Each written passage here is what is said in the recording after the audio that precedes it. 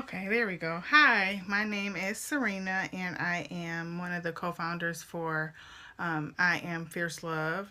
You can check out our website, iamfiercelove.com. So today I want to introduce myself and share a little bit about some of the things that I've been blogging about. So I've been married for 7 years. I have two toddler children and an infant. My son was just born 3 weeks ago, and I have a 5-year-old daughter, Shalom, and a 3-year-old boy, Levi. And our baby boy, his name is Nehemiah. And he was born on the 18th. So that's a little bit about me.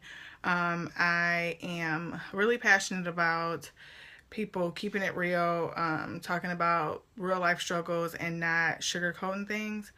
So if you haven't been to our blog, you can go Living Fiercely blog is on our website, www.iamfiercelove.com. So you can go there and check out our posts. I've only done a few posts because I was having quite a difficult pregnancy, and then obviously I just had a baby, so it's a little tough to write and edit and sleep and eat. So I wanted to do a blog post because it really got kind of pressed me to do it because writing is just, it takes a little bit longer, a whole lot longer. So but I have an outline, so because I can talk forever, so I want to stick to my outline. So I introduced myself.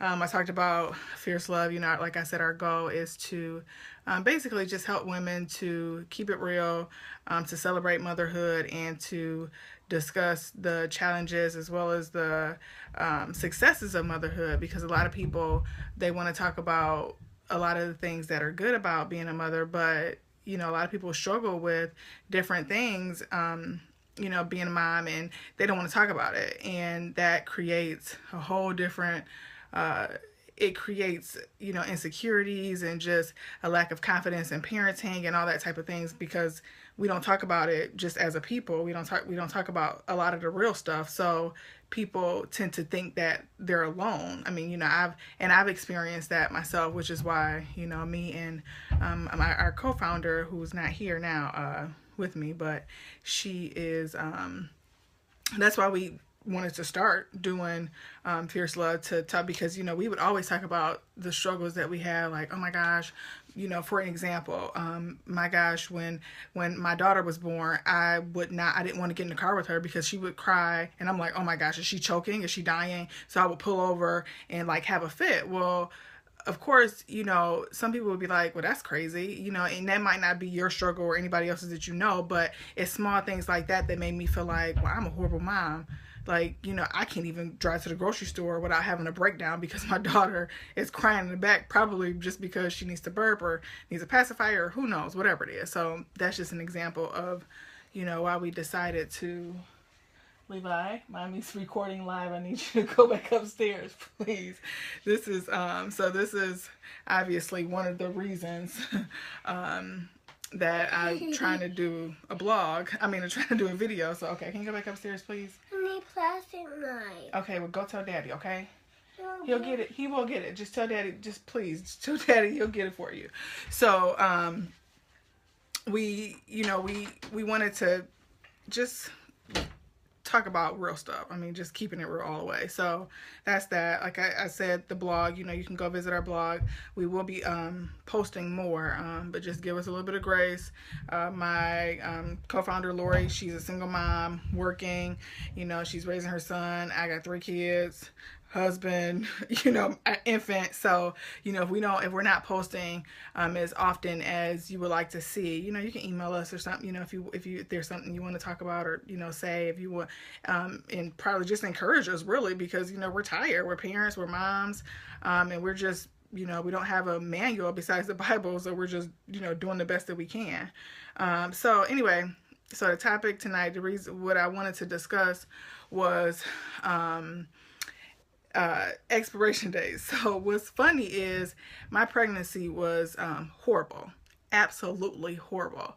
From the time I got pregnant, I was the sickest and I don't know if, I think I wrote about this in the blog, but I was super sick. I mean, depression, anxiety. What am I going to do with 3 kids? What the heck? I mean, like, I had so many different things, that I was experiencing. And, but when people ask you, oh, you're pregnant, oh, you're happy, you're like, yeah, what else do you say? No, I'm not. I'm sick and I'm tired and I don't want to do this. But that's how I felt. So I don't really know that first of all, I don't think I told people for a while. I mean, my close group of friends knew, but other than that, I was just like, this is the pits. Like, Lord, why would you do this? So as I wrote in my blog, God expressed to me, like, look, I was having a really hard time with depression and anxiety when I'm trying to sum it up real quick and I have this, I think I go into deeper detail in a blog post, but when my cousin passed away a few years ago, she was saved and, she had a really strong relationship with God from what I understood, and she passed, and I could not, she passed from cancer, and it was sudden, and it was really traumatic for me, so I could not get past that. Like, Lord, what the heck? She's saved. Why would you allow her to die? So that triggered, like, some depression for me, and people couldn't answer. People were just like, oh, they give you the, people don't know what to say because they can't bring her back and stuff. And I just, it was like downhill, because that was the first person that had passed that was sick like that, and it was so sudden that impacted me in such a drastic way, because other people had passed in my life, but I just imagined that they were still alive, but for whatever reason, I think I just couldn't do that with her. I think it was just because, who knows, I don't know. Anyway, so I had a really hard time. I wasn't eating, I wasn't sleeping, and I needed help with medication to sleep. And so in the midst of that, I got pregnant, and I'm like, are you kidding me? Like, seriously, I'm trying to, I just was barely functioning, so my husband was like, trying to do the best he could, coming home, making sure the kids was eating, because I wasn't eating, and I would make sure that they were safe, but, I'm like, okay, here's some snacks, but as far as making them eat and stuff, I couldn't, because I could not understand. And then, so, like I said, so then when I got pregnant, it was all like, oh gosh, like, oh my gosh, I'm pregnant, like, who gets pregnant? So, but like I said, everybody's like, oh, it's a blessing, blah, blah, blah, which I understood. So I was just like, Lord, why? Why is this happening? Like, why is this? Well, eventually God would express to me it was because it was to save my life. Because at one point I was suicidal. Like, this life this is not life, and ain't nobody doing this. Like, I'm not about to keep doing it. And, people are like, oh, you have children. But that wasn't enough for me. It wasn't enough. And so God knew that once I got pregnant, I would not do anything to harm myself while I was carrying a child. I just would not do it. I don't know why. It's going good. You can come say hi, but I need you guys to stop interrupting me. Stop interrupting me. Come on, you can come say hi. Say quickly. Hi. Okay, all right. So, God knew that I wouldn't harm myself while I was pregnant. So that, kind of carried me a little bit. And but today I want to talk about, the lesson that I learned during this pregnancy. So my pregnancy, like I said, was off the chain. I was sick, in and out. He already said hi, Shalom. Close the door. I was sick, in and out of the hospital. Literally, like, I stopped working in October, because I was in and out of the hospital, contractions back and forth. And this is my third baby. So I'm like, I know what real contractions feel like. So then I had to take steroids, all these medicines. I got shots weekly to keep the baby in, and, so all these different things. So I'm like freaking out, because I'm like, oh my gosh, am I going to have my baby early? Why, is this going to be, it was just so many different things that was happening. So when the further along I got into pregnancy, God would give me dreams and show me, like, the baby's gonna be okay, he'll be all right. But that wasn't enough for me, because it just wasn't enough. It was so many other things. I was anxious about being pregnant, and then being sick, not being able to do anything. And when I say bed rest, I mean, like, literally, like, there were some days my mom had to help me during the day, go to the, get up and go to the bathroom, or, she would have to bring me food because my legs was hurting really bad, or I was having bad contractions. There was nothing they can do. Nothing. It was just, you're pregnant. Sorry. We go to the hospital. No, you're not in labor. No problem. So, you know, many trips to the, I mean, probably hundreds of trips to the hospital, and I'm not exaggerating. And so as I got closer, you know, I'm like 28, 30 weeks, 32. So now, and so I'm like, well, 32 weeks, like, let's just get this party started. Let's just go get, you know, induce me, break my water, do whatever. And so I would go to the hospital, and I started dilating early, and the doctors, you know, would check me, and they're like, no, you know, after I couldn't sleep all night having contractions once again, you know, I get to the hospital, same old song, any Medicaid, blah, blah, blah, you know, oh, they check me, they're like, oh, you're still the same as you were when you came 2 days ago. And I'm like, oh my gosh. So I start getting irritated and just frustrated, like, I'm just about to go. You know, they're like, well, no, if you think you're in labor, let's check you in 2 hours. And I'm like, no, I'm about to go. Get me out of here. So then my husband would be like, no, babe, just relax, you know, let's just try to just stay. And I would stay to 2 hours, 3 hours. They would check me, and I would still be the same. So of course I'm frustrated. So toward the end, God was like, you know, don't be anxious for anything. And I'm like, yeah, okay, you know, whatever. So then, but it kept like, it literally like was replaying in my mind, Philippians 4, don't be anxious for anything, but pray, you know, and talk to God about what's concerning you. And, you know, the peace of God will surpass all understanding. And our daughter's name is Shalom. And, you know, Shalom peace is the peace that nothing's missing, nothing's broken. So, you know, it's not it's like the ultimate peace, you know. So I felt like, you know, oh, okay, Lord. So I'm like, all right, Lord, but this is whack. Like, you know, people getting up. My husband got to get up and go to work in the morning. My mama coming over with the kids. You know, it was just, I felt like I was inconveniencing everybody. So moving forward a little bit. So that happened a million other times. But at this point, I would go, but I had like a certain peace. So I was like, okay, Lord, like, all right, I see, you know, I'm cool. I'm still at the same thing. I'm still annoyed, but I don't have the physical anxiety in my body that I had before. Cause I was like, Lord, I literally cannot do this. Like, I can't keep coming back to this hospital. Seriously, like, I mean, and I'm sure the moms that are, you know, if any moms are on here listening and they've had like false labor and stuff, when you go to the hospital, it's like, when they tell you you have not changed or nothing's changed, it's almost like you want to black out, like, you know, you just turn into, you know, I don't even know. Like, I want to turn into the Hulk, like, somebody get this baby out of me.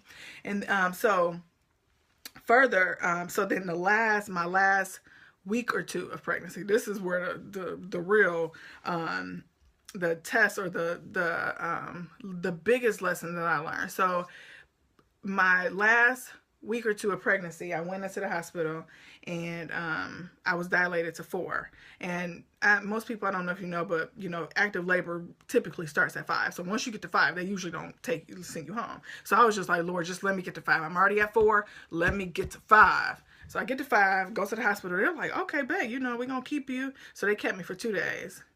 2 days, they sent me home. Sent me right on home. Can you imagine? So I sent out my group text, in labor, you know, ready. Send y'all some pictures soon. Send you the updates. No, the update was, I'm going home without my baby. Well, I got my baby, but he's still in my belly. So I was just like, okay, Lord, this is whack. Got the, you know, the peace, still got the peace.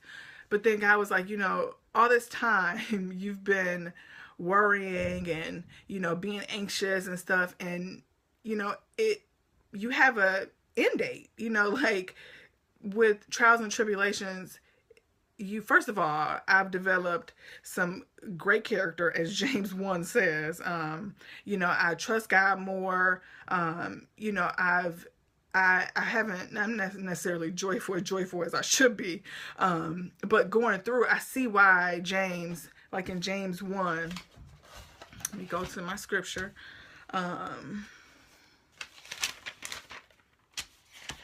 James 1, 2. Well, this is the NIV.